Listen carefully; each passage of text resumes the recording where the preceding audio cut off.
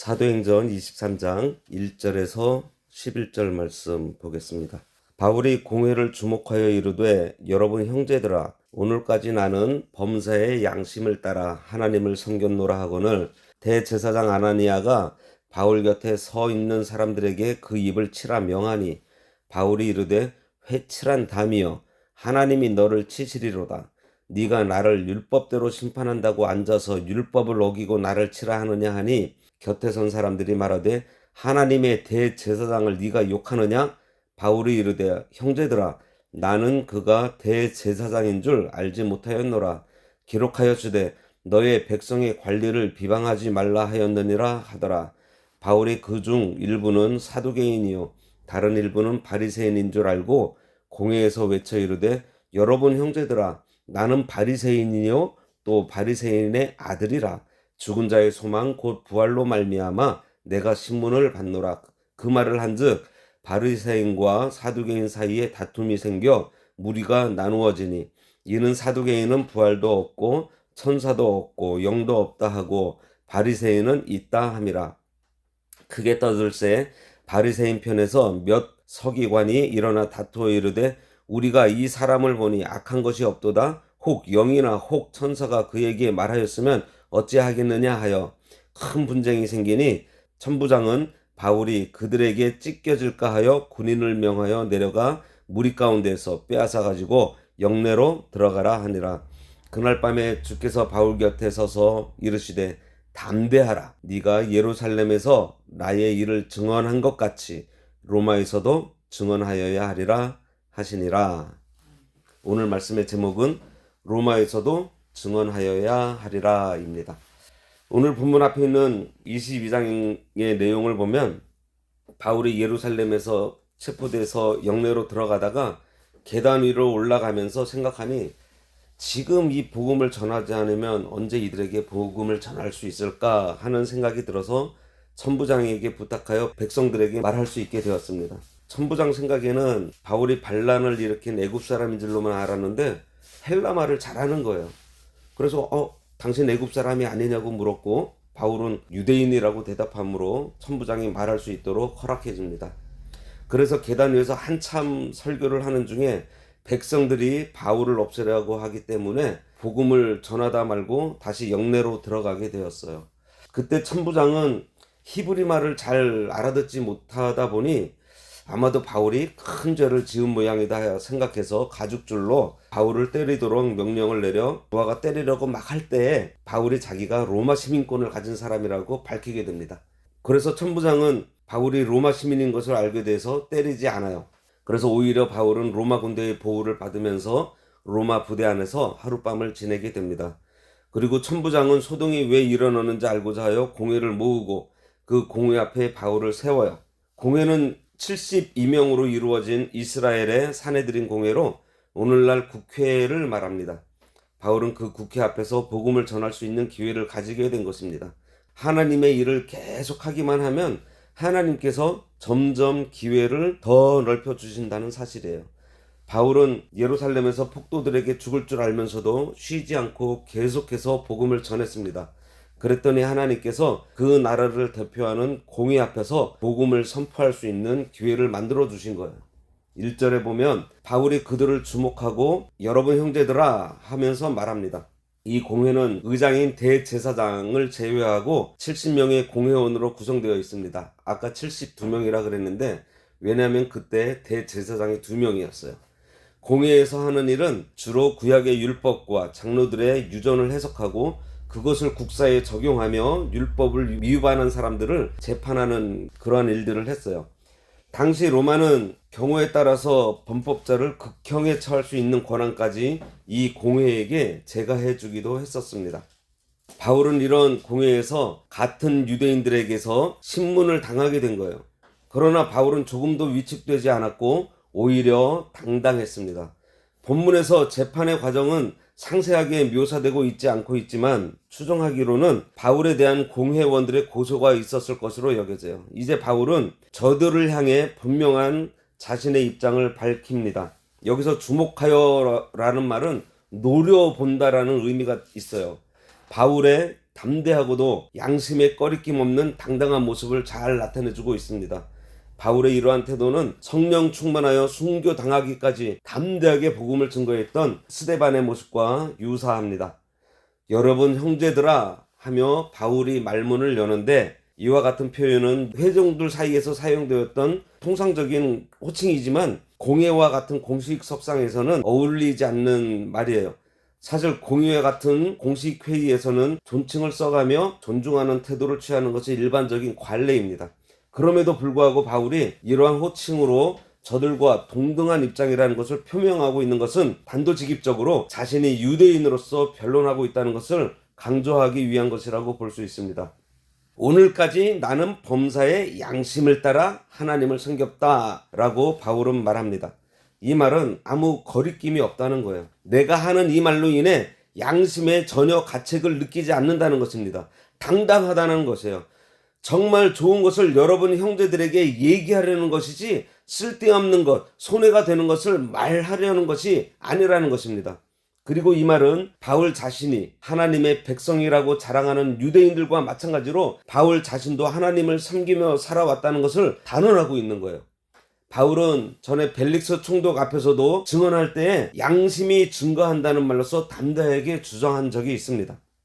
그런데 2절에 보면요, 대제사장 아나니아가 아예 아무 말도 못하도록 바울의 입을 치라고 합니다. 예나 지금이나 국회나 공적인 자리에서 바른 말 하려고 하면 소리 지르면서 방해하면서 말을 못하게 하는 것은 여전한 것 같습니다. 여기 대제사장 아나니아는 아나니아 네베데우스의 아들로 헤롯 아그리빠 2세에 의해 대제사장이 되어서 10년 정도 직임에 있었던 자입니다. 그는 난폭하고 거만하며 약탈적인 성향의 사람이었다고 전해져요. 그는 또한 친로마 정책을 폈는데 이로 인해서 유대인 국수주의자들로부터 배척을 받았고요. 그 결과 유대전쟁 초기에 유대 군중들에게 붙잡혀 비참하게 살해를 당합니다. 바울의 담대한 변론에 대해 포악한 성격의 소유자였던 대제사장 아나니아는 분노하며 바울의 입을 치라고 명령했습니다. 뺨이나 입술 등은 사람의 인격을 대변하는 것으로 사리를 따지지 않고 이것을 치라고 한 아나니아의 행위는 불법적인 것은 물론이고 비인도적인 행위였습니다. 그러나 로마의 천부장은 이것을 막지 않고 그냥 지켜보기만 해요. 그는 시종일관 유대인들의 불의한 행동을 단속하는 데 있어서 적극적으로 대응하지 않고 방관만 하고 있었습니다. 이러한 아나니아의 행동에 대해서 3절에 회칠한 담이여 하나님이 너를 치시리로다. 네가 나를 율법대로 심판한다고 앉아서 율법을 어기고 나를 치라 하느냐? 하고 불법적으로 자신을 치라고 명령한 아나니아를 향해 강한 어조로 바울이 말을 해요. 여기서 회칠한 담은 그다지 튼튼하지 못한 기초 위에 세운 흙 벽돌에 아름답게 보이기 위해서 겉에 회를 바른 담을 가리킵니다. 그러나 이런 회칠한 담은 보기에는 아름답지만 결국은 오래가지 않아 무너지고 말아요. 그와 같이 바울은 아나니아의 표리부동한 면을 지적하면서 하나님께서 직접 그를 벌하실 것을 말하는 것입니다. 이러한 바울의 경고는 훗날 실제로 이루어져요. 주전 66년에 유대인들이 로마에 대항하여 반란을 일으켰을 때 아나니아는 로마를 비호하는 정책 때문에 유대인들의 손에 죽임을 당합니다. 율법에는 죄로 확정되지 않으면 때리지 못하게 되어 있어요. 신명기 25장 1절에서 2절에 보면 재판 후에 태형이 합당하다고 하면 때리라고 되어 있습니다. 대제사장이라면 정직하게 공평하게 법대로 판단해야 함에도 불구하고 바울의 죄가 드러나지 않았는데도 불구하고 단지 자기 감정에 못 이겨 비인도적인 행위를 지시한 거예요. 바울은 율법에 어긋나는 지시인 것을 지적하고 있는 것입니다. 이러한 아나니아에 대한 바울의 지적은 정당한 것일 뿐만 아니라 불의에 대한 엄중한 꾸짖음인 거예요. 바울의 이러한 태도는 오늘날 교회 안에서 부와 학식, 명예 등 세상적인 권위를 앞세워 교회의 순결성을 짓밟으려 하는 자들에 대한 경고이기도 합니다. 아나니아가 바울의 죄가 정해지지 않았는데 때리라고 했기 때문에 바울이 겉과 속이 다른 너를 하나님께서 치실 것이다 라고 책망하고 있는 것입니다. 그랬더니 4절에 보면요, 곁에 선 사람들이 바울에게 네가 감히 하나님의 대제사장을 욕하냐고 말을 합니다. 대제사장에게 맞서는 바울의 태도를 사내들인 공회원들이 못마땅하게 여기고 있어요. 바울의 태도는 유대인 사회에서 존경과 권위를 한몸에 지니고 있던 대제사장에게 도전하는 행위로서 도저히 용납될 수 없는 불손한 행위였던 것입니다. 과거에 예수님께서도 대제사장에게 불손하게 행동하셨다고 하여 매맞은 경우가 있어요. 요한복음 18장 21절 이하에 보면요, 이런 말씀이 있어요. 내가 드러내놓고 세상에 말하였노라. 모든 유대인들이 모이는 회당과 성전에서 항상 가르쳤고 은밀하게는 아무것도 말하지 아니하였거늘 어찌하여 내게 묻느냐? 내가 무슨 말을 하였는지 들은 자들에게 물어보라. 그들이 내가 하던 말을 아느니라. 이 말씀을 하심에 곁에 섰던 아랫사람 하나가 손으로 예수를 쳐 이르되 네가 대제사장에게 이같이 대답하느냐. 이러한 일들도 있었어요.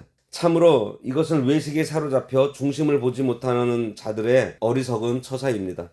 그 말을 듣고요, 바울이 바로 사과해요. 5절에 보면요, 바울이 이르되 형제들아 나는 그가 대제사장인 줄 알지 못하였느라. 기록하였으되 너의 백성의 관리를 비방하지 말라 하였느니라 하더라. 이렇게 말을 합니다. 출애굽기 22장 28절에 있는 말씀을 인용해서 하나님의 말씀에 재판장을 비방하지 말라고 했는데 내가 실수했으니 미안하게 되었다고 말을 한 것입니다. 사도 바울의 이러한 모습에서 하나님 앞에서나 사람 앞에서 자신이 늘 겸손하고 하나님의 말씀에 항상 주의하고 있으며 또한 전심을 다해 율법의 근본 정신을 지키고 있다는 것을 볼 수 있어요.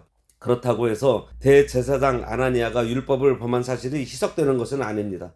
이런 사실을 통해서 우리도 불의하고 패역한 지도자들에 대해서 의문을 품는 것은 마땅하지만 그들을 세우신 하나님을 비방하거나 하나님의 말씀을 거역하면서 하나님의 뜻이 어디에 있는지를 생각하지 않는 것은 옳지 못하다는 것을 배우게 돼요. 바울은 이렇게 사과함으로 해서 소요가 일어날 것을 막고 계속해서 복음을 전할 수 있는 기회를 얻게 됩니다. 참 그러고 보면 바울이 아주 현명해요. 6절에 바울이 그중 일부는 사두개인이요 다른 일부는 바리새인인 줄 알고 공회에서 외쳐 이르되 여러분 형제들아 나는 바리새인이고 또 바리새인의 아들이라. 죽은 자의 소망 곧 부활로 말미암아 내가 신문을 받노라. 바울은 자기 앞에 있는 사람들을 보고 청중의 성격이 어떻다는 것을 바로 알아챘습니다. 하나님께서 지혜를 주신 거예요. 공회원 72명 중에 사두개 계통 사람과 바리개 계통 사람이 있다는 것을 파악하고서는 바울은 나는 바리새인이고 바리새인의 아들이라고 하면서 자기 아버지 때부터 바리새파였다는 신분을 밝히면서 죽은 자의 소망 곧 부활을 인하여 내가 신분을 받고 있다 그 말을 하면서 복음의 핵심을 전하고 있는 것입니다. 그러니까 자기가 바리새인이었지만 지금은 그리스도인으로 변화된 이유가 바로 예수께서 죽었다가 살아나심으로 속죄를 완성하셨고 그 예수를 믿기만 하면 영생 얻는 이 진리를 깨달았기 때문에 지금 이곳에 와서 내가 여러분들에게 재판을 받으면서 복음을 전하고 있다고 말을 하는 거예요. 바리새인들과 사두개인들은 그들의 신앙교리, 특별히 부활교리에 있어 심각하게 대립하고 있었습니다. 바울은 이런 점을 포착해서 대체적으로 사두개인과 바리새인으로 구성되어 있는 사내들인을 향해서 자신이 바리새인이라는 점 그리고 부활의 교리를 증거하면 공회원들 사이에 논쟁이 일어나게 될 것을 예상하고 나는 바리새인이요 또 바리새인의 아들이라 하면서 죽은 자의 부활을 인해서 내가 신문을 받는다 하며 외친 것입니다. 결국 바울의 예상은 적중돼서 공회원들 사이에 심각한 다툼이 일어나고 바울을 정죄하려는 사내들인 공회의 음모는 무너지고 말았습니다. 보세요. 7절과 8절에 바리새인들과 사두개인들이 다툼이 일어납니다. 그 말을 한즉 바리새인과 사두개인 사이에 다툼이 생겨 무리가 나누어지니 이는 사두개인은 부활도 없고 천사도 없고 영도 없다 하고 바리새인은 다 있다 함이라. 바리새인과 사두개인들은 예수를 대적함에 있어서는 공동 노선을 취했습니다. 기독교를 배척하고 탄압하는 데 있어서는 항상 같은 입장을 취했었습니다. 그러나 자신들이 신봉하는 교리 문제에 있어서만큼은 항상 갈등과 대립 상태였어요.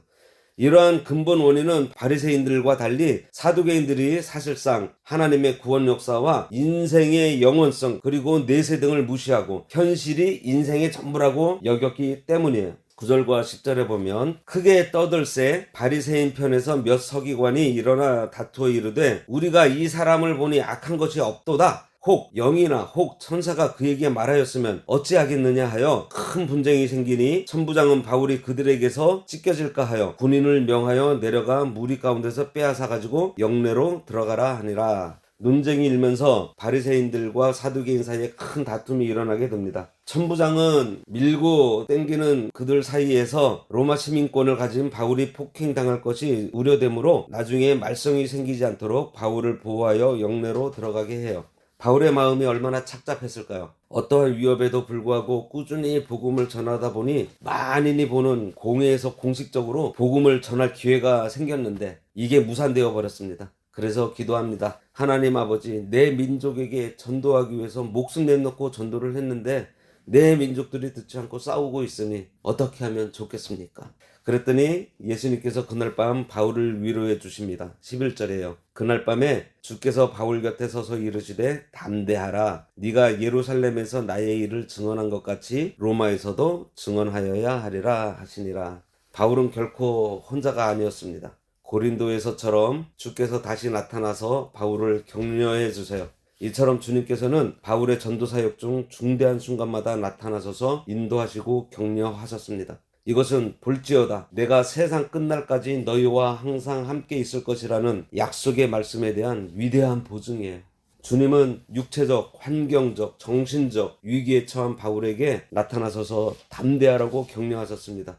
이것은 용기를 내라는 거예요. 예수님께서는 공생의 기간 동안 종종 많은 사람들에게 이러한 격려의 말씀을 하셨습니다. 중풍병자와 혈루증 앓던 여인에게, 풍랑 속에서 제자들에게, 그리고 다락방에서 제자들에게 담대하라고 말씀하셨어요. 그런데 이러한 격려와 함께 이번에는 바울에게 로마 전도에 대한 새로운 비전도 제시해 주십니다. 사실 로마 전도 여행은 바울이 늘 마음속에 품고 있는 소원이었지만 예루살렘에서 일어난 일련의 사건들 때문에 이루어지지 않을 것처럼 보였어요. 로마로 가는 길이 계속 막혔었습니다. 그러나 이러한 때 주님께서 나타나셔서 바울이 예루살렘에서 복음을 증거한 것 같이 로마에서도 증거하여야 한다는 확신을 주신 거예요. 19장에 보면요, 바울을 통해서 나타난 하나님의 능력을 보고 당시의 마술사들이 자신들의 책을 막 불태우며 일이 벌어지고 말씀이 세력을 얻어서 흥황하게 될 때가 있었어요. 그런 일이 있은 후에 바울이 마게도니아와 아가야를 거쳐 예루살렘에 간 후에 로마도 와야 한다고 말을 합니다. 바울은 로마에 가고 싶어 했어요. 그런데 바울의 최종 목표는 로마가 아니었어요. 바울의 목표는 저 스페인까지, 서바나까지 가는 거였습니다. 스페인은 그 당시 땅끝으로 여겨진 곳이에요. 예수님의 지상명령인 땅끝까지 가려고 한 것이에요. 바울은 안디옥 교회가 아시아 지역의 선교 기지가 된 것처럼 로마 교회가 그러한 역할, 땅끝까지 복음을 전하도록 선교 기지의 역할을 해주기를 바랬던 것입니다. 그래서 바울이 로마로 가려고 한 것이고 로마서가 바로 그런 목적, 선교 기지의 역할을 해줄 것을 요청함으로 기록이 된 것이에요.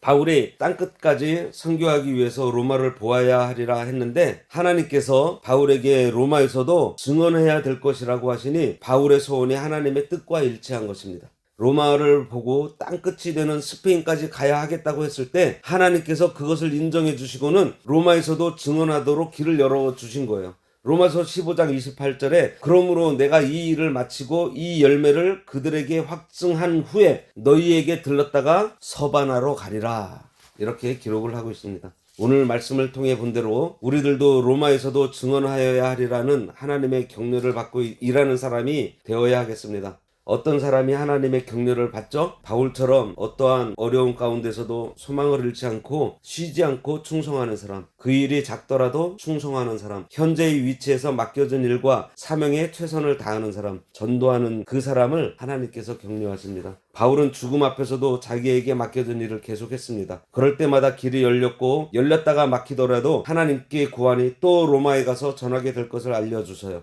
하지 않으니 역사가 나타나지 않는 것입니다. 선교지에 가보세요. 얼마나 많은 역사가 일어나고 있는지 우리가 보게 됩니다. 그 일이 선교지에서만 있을까요? 아니에요. 지금 우리가 살고 있는 이곳에서도 그런 역사가 일어나고 있어요. 우리가 깨닫지 못하고 있어서 그렇지 바울처럼 맡겨진 사명을 잘 감당하면 하나님께서 길도 열어주시고 잘못된 길로 갈 것 같으면 막아주시고 때로는 빨리 때로는 더디게 해서 하나님의 뜻을 반드시 이루시고 만다는 사실을 믿으시기 바랍니다.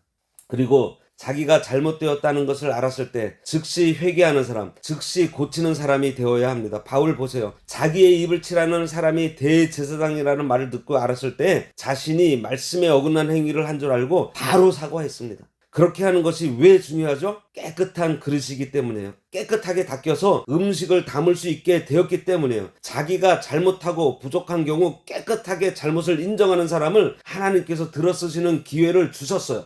그러니 현재 위치에서 바르게 서서 걸어갈 때 하나님께서 격려해 주십니다. 그리고 실수하거나 넘어졌을 때 즉시 회개하고 다시 일어설 때 하나님께서 격려해 주십니다. 그리고 복음을 순전히 전할 때, 십자가와 부활을 어디서든지 바르게 전할 때 하나님께서 그 증언을 계속할 수 있도록 격려해 주세요. 반대하는 역사가 많이 일어나더라도 계속해서 걸어간 바울에게 하나님께서 놀라운 은혜를 베풀어 주셨습니다. 우리들도 신앙생활하고 복음을 전하다가 장애가 있을 때 그것을 여기서 멈추라는 하나님의 뜻으로 받아들일 것이 아니라 더 큰 능력을 받아 일할 기회라는 것을 알고 기도하면서 계속해서 나가면 점점 더 큰 기회를 열어주시며 하나님께서 인도해 주십니다.